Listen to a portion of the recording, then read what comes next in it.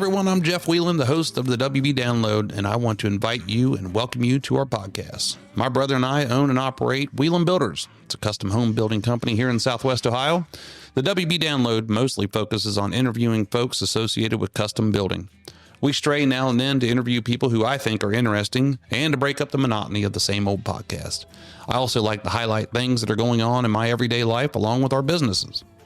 I started this podcast to help people understand the custom builder world, but to also give people a chance to hear what others have to say and highlight their expertise and experiences in life. We drop on the second and fourth Tuesday of each month with a new topic and or guest each time. I hope you join us here on the WB Download and enjoy listening and hearing stories of people in and out of the custom builder world. Welcome to the WB Download.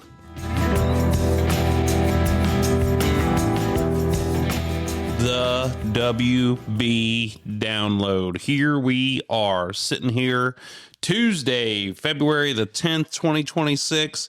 And, it's gotten, as this the airs today, it's a little bit warmer, but for the last 2-3 weeks, we've had 14, 16 inches of snow on the ground, and we have had very, very, very, very cold temperatures. Now, and if you live in Ohio and you weren't expecting this, you probably should have opened your eyes a little bit more and realized what was going on around you. If you are someone who works inside all the time and you park your car and you walk inside and you are complaining about the weather, you have no room to talk.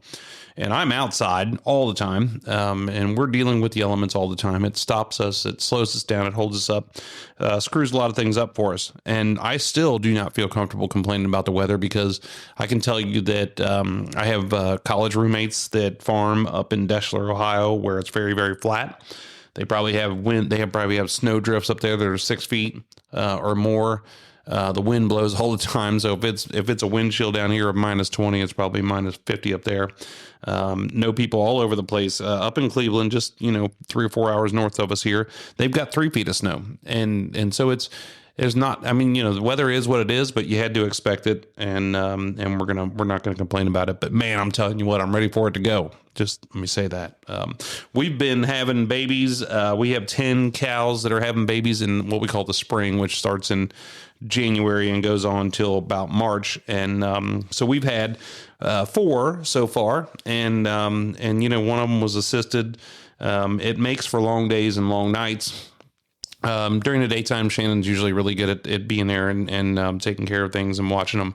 But at night, we have to go out there every 3 hours. So there's not a lot of sleep being held in our house. And but super proud of my wife, Shannon. She's going down there and trading off with me, every couple nights and checking on them in the middle of the night. So fun stuff. But right now we're 50-50, heifers to steer or heifers to bulls, and they look really good. I'm pretty excited about them. And thank God for the heater that we got from Small Stuff Supply up in Dayton, Ohio, because this heater, we got to run this thing in the barn when those calves are small and it's minus 7 out. Even though it's warmer inside the barn, it's keeping us going. So tough days on the farm and tough days for building. Speaking of that, a Homerama update. We were able to pour our foundation wall last Monday, not yesterday, but the Monday before, and get it in there. Temperatures were climbing up a little bit. We were able to make sure we covered the wall completely after we got it formed because we knew the snow was coming, and then they got it poured, and then slowly left blankets on it for a while.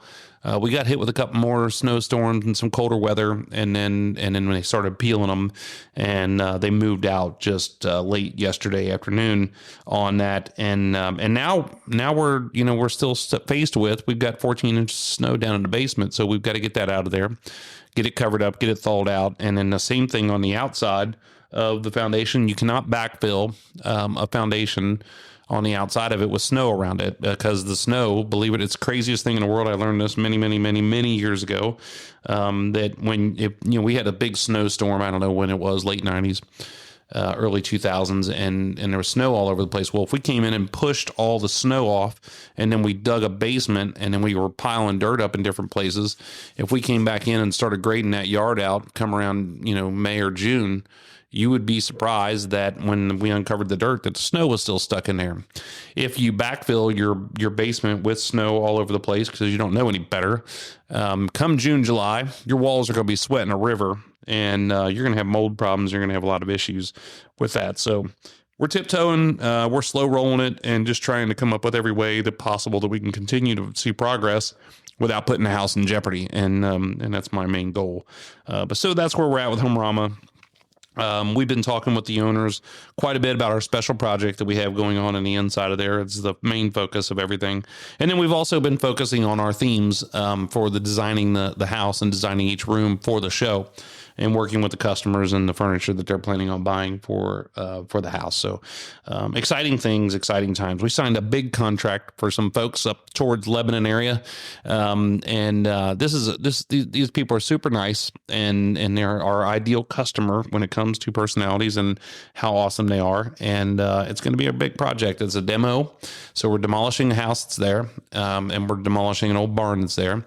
We're building a beautiful house, and then we're also building what we call a party barn and a swimming pool that goes in between there. So it's going to be a fun project. We're just now getting it laid out and getting things put into progress. We're starting. One of the things that I just love to take so much pride in is that when we get to work for families, meaning that, we build their house and then we come back, and I think I've said this before, we come back, finish their basement. If we didn't finish it on the build, we come back and build another existing structure on the back of their house. We come back and do more things for them, or we get the chance to build another house for them. Or, we work for them and everybody in their company. My mentor, Myron Bowling, that's what we did until he passed away. And we worked for everybody in that company. And it was just a huge amount of pride that we were their go-to. So we have multiple families right now that we're doing that with. And if you go to the Mulberry Ridge on our website, really, really good friend of mine, known him for 51 years now. They have a little cottage that we attach that house to. So we're going to remodel that cottage for them. So it's kind of fun to be able to do that. So we're starting a lot of projects. We're also getting ready to start another project, I hope soon, for some people that we built a house for in 2019. And we're building another structure on their property for them. So I just think that's the coolest thing in the world, to be able to continue to work with these people, and that they want to continue to work with us. Gives me a lot of pride and gets me a little bit humble and emotional about it. So last week we took 2 days. I thought we were going to take a day, and then we made it a day and a half, and it really took about 2 days. And we did what we call our company retreat. And I went down through our goals and our objectives for the year with you guys in the starting episode of the year. And so we sat down as a company and we reviewed these for 2 days straight. Brought in lunch, Eric brought in breakfast for 2 days, and so here we are. I really enjoy it somewhat. Unfortunately, not feeling the greatest when we were in these meetings, but it really puts everything into perspective. It listens to ideas from the team, gets the team understanding where we're all coming from. But the biggest topics of conversation were these mutual success agreements. And we all said, hey, you know what? We don't need a mutual success agreement just with our customer and us. We need a mutual success agreement with our trade partners and us. Specifications. What are our thoughts? How do you think you should be acting on the job? And are you controlling your guys, or are we controlling your guys? Are you on the team or off the team? Things like that. And then talk about how they get paid. Meaning is it at the end of the job? Is it every 2 weeks? Is it, 10 on the 10th of the month, whatever it is, making sure that we're all square on those kind of things, and just getting a written agreement between us. I think that would help get them to understand, and for us to understand where they come from, having special meetings with them. The other big topic of conversation that came out of there was what we call our closeout process and our warranty process. Warranty is a period of time that we give for the homeowners. And it's a labor and material warranty provided by Wieland Builders and all of our trade partners. There are a ton of different warranties that go on a heck of a lot longer than what we do, meaning windows, lifetime warranty, meaning heat exchangers on furnaces, lifetime warranty, 10-year parts warranties on furnaces and air conditioners, 30-year warranties on our waterproofing, all those kind of things have long warranties that continue on to go with the house. But this period has not become a warranty period. It's become a, well, we didn't notice this at the walkthrough, so we want you to change it. Or we had a list at the walkthrough and we never completed it, and it continued to drag on. This is a team member thing that we have fixed that problem, by the way. But we're getting a lot of those things done now. And so it's a topic of conversation. And the problem is the majority of us, it's on our side. So we need to fix that. And the Decipher, we rarely have warranty issues. Warranty is a mechanical failure of a part that we put in or something we put in. A lot of it is just, things that people want that after they've had a chance to live there. Understandably, we're a manufacturer. We didn't test it in a laboratory and then send it out there. We built it right in front of them. So we expect those kind of things. So we had a lot of discussion around those things. And then the other things we talked about were, positions and understanding the job at hand, the task at hand, what's important, who's important to us, and why does everybody want to work here? We ask them, what's your why? Why do you do this? Is it for a paycheck? Is it because you love it? Is it because of the exciting, it's drive? There's so many things that came out of it. And I'll tell you that, just to go down through this, I know that I'm rambling on, but, some words that came out of it was drive, care, camaraderie, gratification, longevity, trust, core values, just so many things. One of the big things that we talked to is Jared brought up addicted to the pursuit of perfection, which I was just like, I think this is so cool. So I'm really, really proud of this team. One of the things that I asked everybody was how do we keep this team together? What do you need me to do? What do we need to do for each other to make sure that we all stay together and we keep this thing going? And so we got a lot of things accomplished. So thank you everybody for who did that. It gets grueling sitting in a room for 2 days like that, but it was awesome. So I want to remind everybody also that Punxsutawney Phil's an asshole. I said that last year, and I want to remind everybody again that this year. And this snow, and don't forget, the Super Bowl was this past weekend. So I'm interested. Did you watch the halftime show, or did you flip over and go to Miranda Lambert and her friends and watch the real halftime show? So I'm interested in see in what people said about that. We've been setting up interviews. We've been recording interviews, talking to people, and having a lot of fun lining things up for this year. And I've got some exciting people and some interesting things that I feel like we've learned. What we're trying to do is have something that we're discussing about Wieland builders and some different trends and things we do every other time. And then we have an interview every other time. I'd love to do an interview every single time.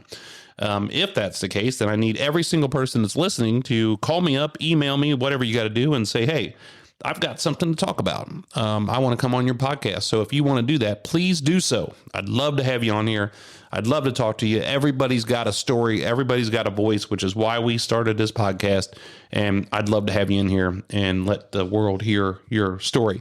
Right now, we have 9,000 downloads, followers for the WB Download. This is our 4th year. Pretty exciting stuff. Today is me talking about the benefits of a finished lower level in your custom home, in your home. I years ago, and I think in Ohio, traditionally, people use they worry about finishing their basement until they've been in there for a little while because they don't know how it's going to act, and when you further down south you get, the less basements are popular because they don't have a frost line. One of the main reasons why we have a basement here in Southwest Ohio is because we have a frost line.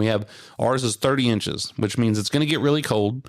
The cold is going to penetrate that ground, and it could get so cold that it'll go 30 inches below. And if the cold weather gets underneath any of the footers or slabs or anything that we have out there, it'll pick them up. It'll bust them. It'll crack them. It'll screw the whole house up. The whole thing will, oh man, it gets bad. So we said, somebody said a long time ago, hey, if we're going to go that far, might as well just dig a basement and put it underneath there. So when you get down south, you don't need all that crap. So everything's on a slab. And we like it because it makes it a lot easier for us to run utilities, running heating and air conditioning and plumbing and electrical, gives you great storage space. But the other thing it does is it creates an awesome entertainment space and more living space down there. Years ago when we were building smaller neighborhood houses, appraisers, God bless their heart, they would come on the job and they would look at it and go, well, that's worth this much money. They wouldn't consider it part of the house. They would just consider it one of their random jackass dollar amounts. Now it's a habitable space. We are creating areas where it brings in a lot of light into the basement. We're putting bedrooms down there intentionally. We're putting egress windows in there. We're putting multiple bathrooms down there. So much stuff that it's part of the house, and it should look and feel like part of the house. Our basement was finished when we were kids in our house, and it was nice, super nice. But I will tell you, because we had a drop floor, a sunken living room, if you will, which means that the basement ceiling height was like 7 foot tall in that area. Made it a little bit cumbersome. It's never big enough, for a pool table or for certain things. But when you went down there, it was musty. It was different temperature, whether it was cooler or something like that. Wasn't used a ton all the time. And so, it was different. But it was finished just like the rest of our house. Really, really nice. And now when we go into we finish these houses, we've got 9-foot tall basements. Now we're doing a majority 10-foot tall basements. We'll do 10-foot tall basements, and we'll triple plate the top of the foundation to give it a true 10-foot. Because if you pour your walls at 9 feet tall, or 10 feet tall, we're going to pour our basement floor up on there, which is 4 inches tall. And even still, we still pour down inside the forms a little bit to get a perfectly level wall. And so we're not really at 9 feet. You always have a drop for your heating and air conditioning ductwork, for your mechanicals to run through there. But we try and strategically place those so they're not interfering with great entertainment areas or bedrooms or showers or something like that. But it really is a nice area, additional space that goes in there. So it's entertaining, it's relaxing, it's exercise rooms, it's everything above, but it's also rooms for people to continue to stay there, multi-generational places. The natural light, everybody, a walkout is not for everybody, but it seems to be a big topic of discussion. And so I guess if it's a walkout, you're probably going to have the tendency to use it more. And I'm not talking about a walkout where it's the bottom right corner with a single 3-foot door. We're talking about a walkout that has, just as many windows on that floor as it does on the top floor. It has a huge door. It has all this patio and living space down there. There's probably a swimming pool out there. If there's a covered deck above, then that means that we've done things to that decking, Trex rain escape, and then we put a ceiling in there, we put lights in there, and now you have 2 covered spaces. You have one on the first floor, and you have a truly covered space on the lower level. So we can walk out there, and it could be rain and snow, and you're not going to get any of that stuff on you. So that makes it pretty neat. So that natural light is something that's really important for the bedrooms. It has to be egress, but you also want that light coming in. And then the seamless flows to the patios, to the pools, to the backyard, to all of those entertaining areas.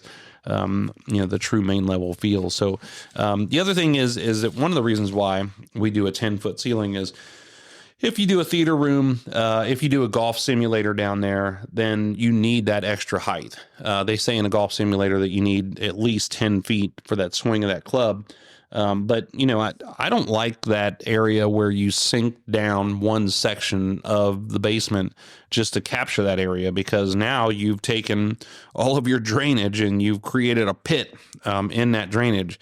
You have to put another sump pump down there. You have to make sure that that's going to prove that it drains out really nice. And there's a number of different things. So I'm like, hey man, why don't you just take the benefit all the way across the whole basement, and make the whole basement tall. So if you go to our website, you can see this. I mean, you can see this all over the place of the different things that we have going on with basements. In the Royal Haven, in the Mulberry Ridge, we've got so many things. But I think if you look at the Mulberry Ridge, this is a really cool one because it's got a whole kitchen down there on the outside, another patio that opens up out to it. The kids actually live down in the basement when they were there, or when they are there. And then it's a guest suite. It has a whole pool bathroom, a pool changing area, and then it's got some storage space down there too. Don't forget about the storage space. If you have a 3,500 square foot ranch, you're going to have close to, and I say close to that in the basement as far as square footage. The reason I say close to it is because the walls are 10 inches thick, and then you're going to lose a little bit of square footage there. So you've got double the space, but don't sell out that storage space that you're going to have down there, because that's something that's always required. The ultimate entertainment space is something that is we focus on. Bars are something that I thought went away for a little while, and they were kind of like a back bar, and then we would do a high top table. We would do just a kind of a place to have a little sink and have an under cabinet refrigerator, and then you wouldn't need a belly up area. So I think what we've done now more so than anything is we've created an island bar, so to speak. A back bar, and people can sit at the island. It's open all the way around it. It's open to the big rec areas, and then it's not like the old school bars where it looks like a wooden nickel bar, where it's a big U shape or an L shape, and it's all made of wood, and it's got brass all over it, and somebody's standing behind the bar the whole time serving you. It's more of an open kitchen, so to speak, but it's got a huge TVs. It's got open glass shelves, open wood shelves, and a number of different ice makers are probably a big thing that we do down there too. But this is a big topic of discussion when we are designing these houses. It's almost like a given. Finished basement, yes. But it's not to say that we do it every single time. But then when we get into finished basement, it's no different than the first floor. Hey, what are you going to do with that basement? Are you going to have bedrooms down there? Do you want a full bathroom, a Jack and Jill bathroom? Do you want a powder room bathroom? Do you want a bar? And if you have a bar, what's included in that bar? How much entertaining do you plan on doing down there? And exercise room and craft rooms and so many things that we can do with these areas. But these large custom bars are pretty neat. Most of it's made out of cabinetry, and then we do some cool backsplashes in there. We do some lit shelves. Just depends on what people want. The walk-up bar idea is something that we've done multiple times, and this is an area where it's kind of like cabinetry on the back wall, and maybe have a kitchen, so to speak, sink and a refrigerator, some under cabinet wine refrigerators, and then you come out a little bit, it's just got a table out there, or it's got a high top table, or it's just an area where you're just using it to store things, and then the rest of it's all entertainment. I have a tendency to lean towards when we are talking about spaces, if you can use consistent flooring all the way through, if you can use movable furniture throughout, then it opens you up to more opportunity to move things around and not have things that are more permanent. Now, I love all of it. I mean, we're building all of this stuff, so it's really, really cool. But I think about that flexibility that you can have that is really cool. The other thing, in thinking about bars while we're on this topic, is in the Mulberry Ridge and in the Woodford, we created a bar on the first floor. And this is neat because a lot of your entertainment anymore, we talk to people all the time. The basement is definitely livable, habitable space. It's you're using it all the time. And then all your entertainment, for the most part, ends up on the first floor. The back porch. We put these huge doors in there, so you're coming in and out. So we put a bar up there, and it was well received. Not something for everybody, but it is so cool when you think about that kind of stuff. So talking about bars, talking about the houses that we do things in. And then you think about entertainment areas. We don't do we don't do a lot of theater, so to speak. We've done a couple of houses, probably more so in a Homerama house where Phantom Sound was trying to show off something. Maybe they made a deal for the people or whatever they did. But our people are more like I don't know what it is.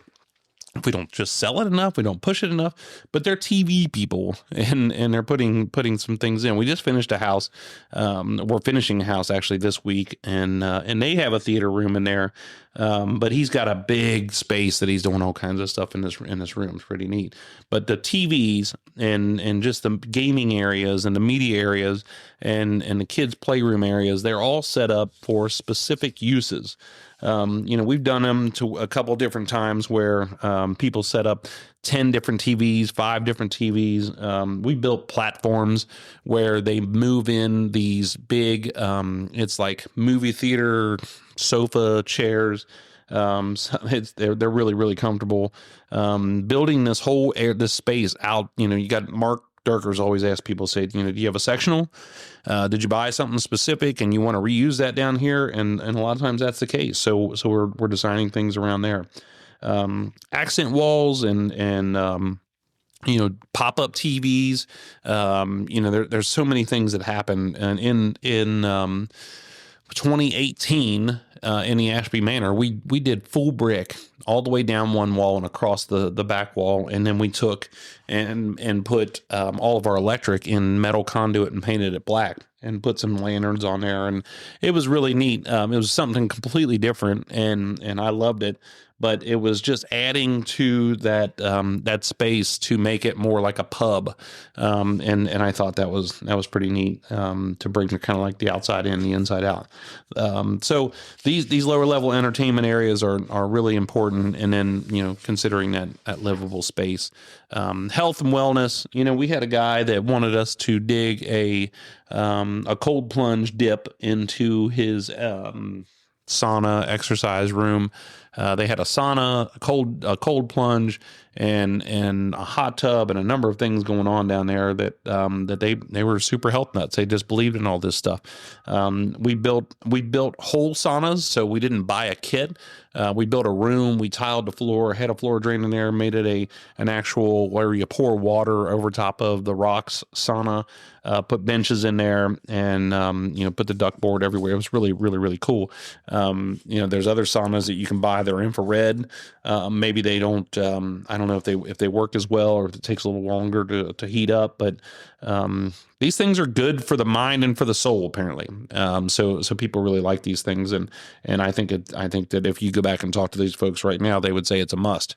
The exercise room is something that people talk about a lot. And I don't think that, and we're putting rubber floors in there, and there's a couple different kind of rubber floors that you can put. One of them's a really hard rubber floor where you're dropping free weights on it, and so it's a little bit more quieter. It's more like a gym. And then there's another rubber floor that's really soft, where if you're going to be laying on the floor all the time, it's probably a little bit more comfortable. And if you're doing Pilates, you need some space for that. People like to have mirrors on the wall so they can continue to watch their form. And then, a lot of them, it's exercise bikes, universal machines, the treadmill is a given. There's a number of different things that they're doing in there. I don't think they're just in there slinging weights all the time. They're doing things to try and keep themselves active and in shape, and it becomes an important part of something. And this seems to be something that people continue to do. It's not something that people shy away from. If anything, if they're cutting back on the budget a little bit, they're saying, "Hey, we'll just put it in the unfinished area. Don't worry about it." But for real, an exercise room is something that people continue to do. And if anything, what I hear them say the most is, at least it'll motivate me to do it more if I have it there. If they don't have it right now, they'll motivate themselves to do more when they have it there. So a golf simulator.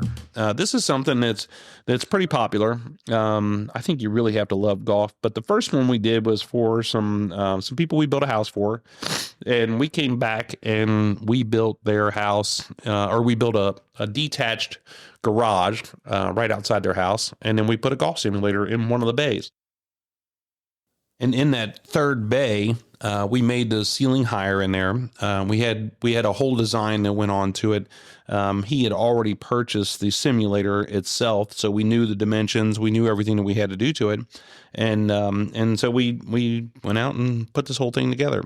Most of those golf simulators, and there's people around here that do it now. I know my friend Pete Deloise from Recreations Outlet, him and his son, they do them locally here, but the ones we've seen, people order them from somewhere, and they'll send in people to calibrate it and to do different things. But you need a space.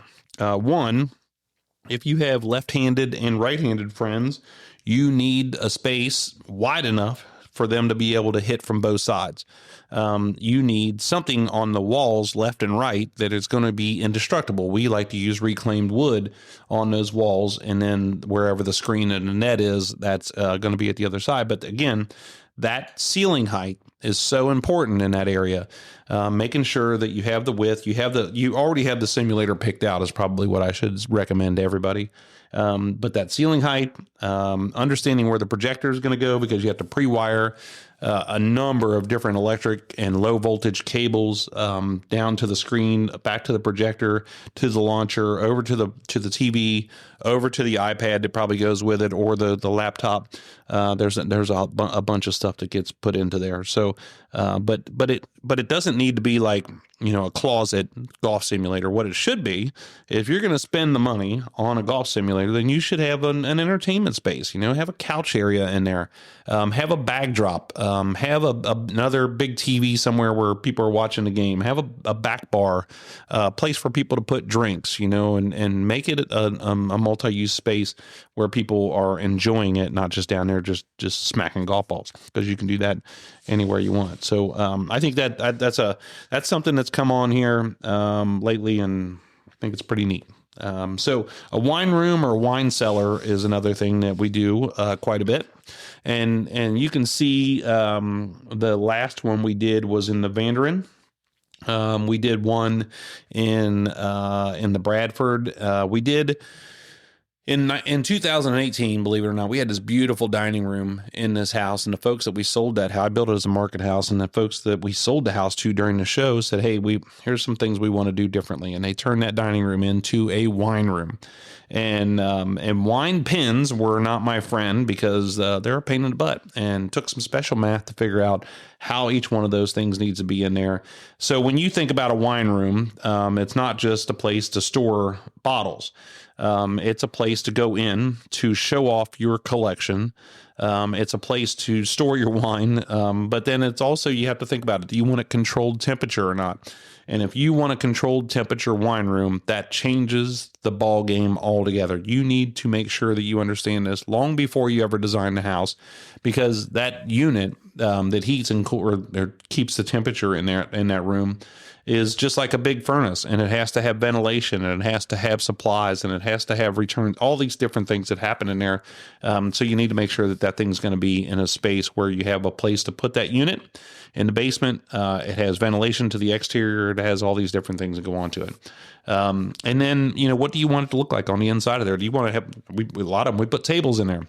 I was in one down in just outside of University in North Carolina, and it had, when you walk in there, it puts a barcode on the bottle, you scan it, and then it tells you where to put it in this wine rack. There must have been 30,000 bottles in this wine room, and it was something I've never seen anything like it before.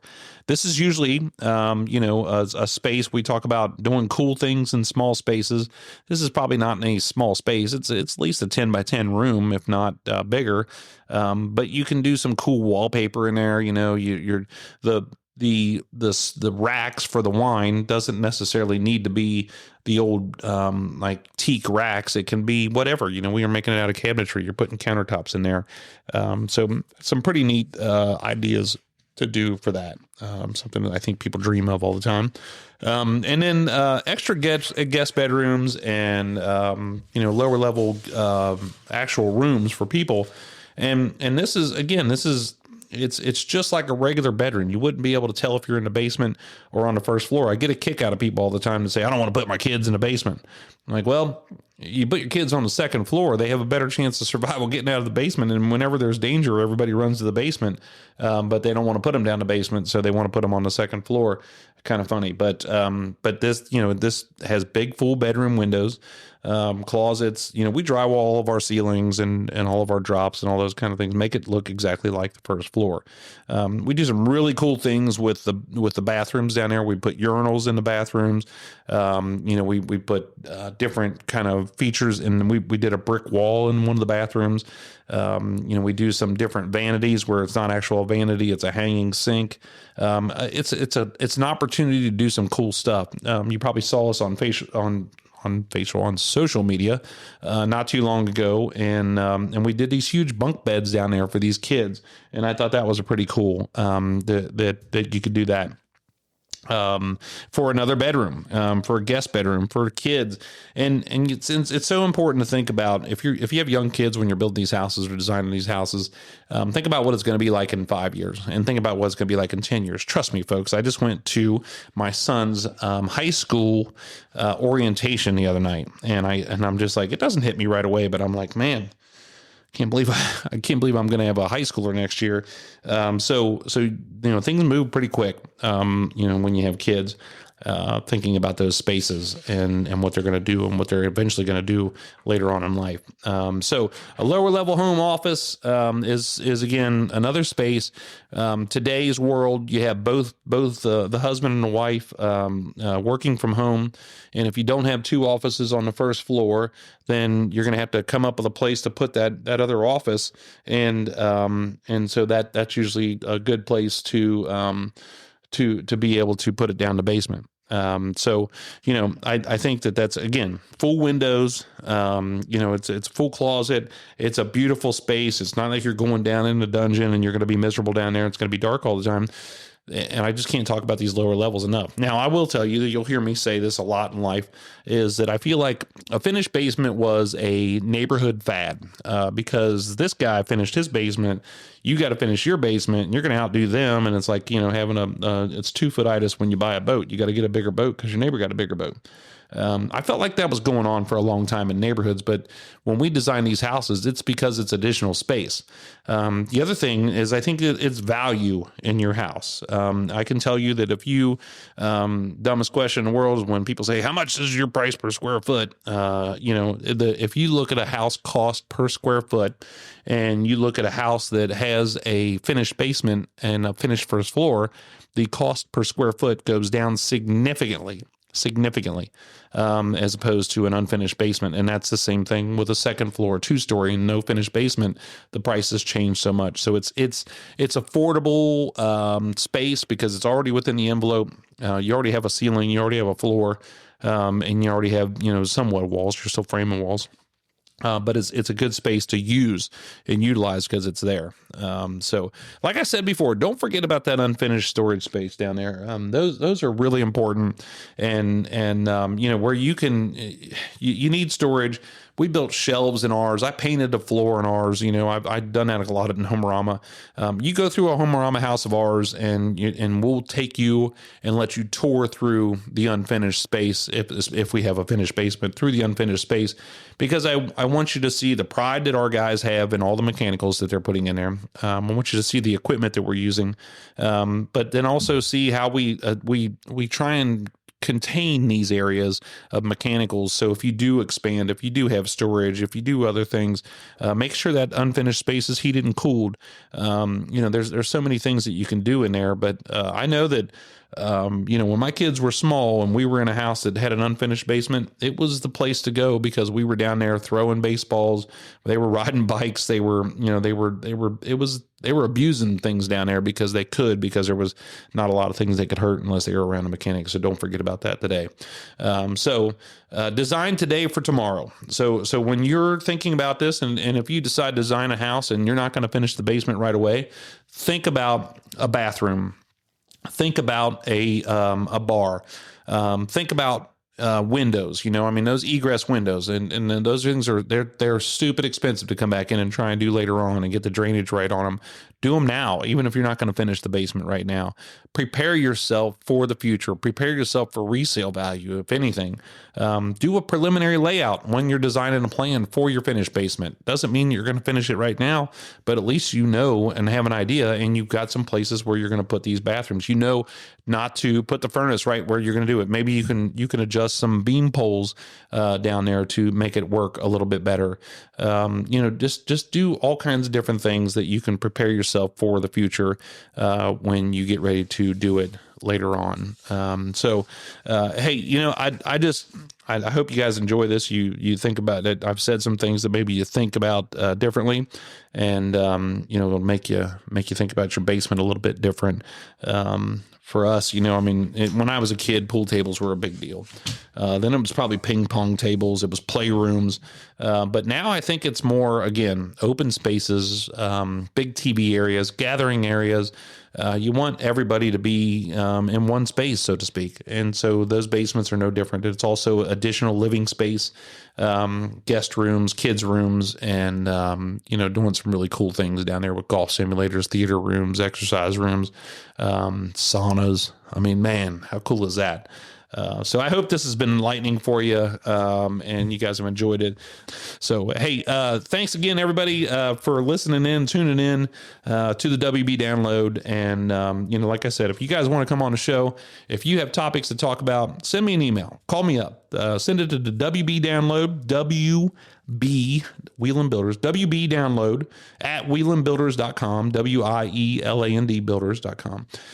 Don't forget that we drop on the second and fourth Tuesday of every month. And don't forget to subscribe to the WB Download on your favorite podcast service and check us out on YouTube. That's been super helpful for us this year to reach more listeners and for people to get their story out.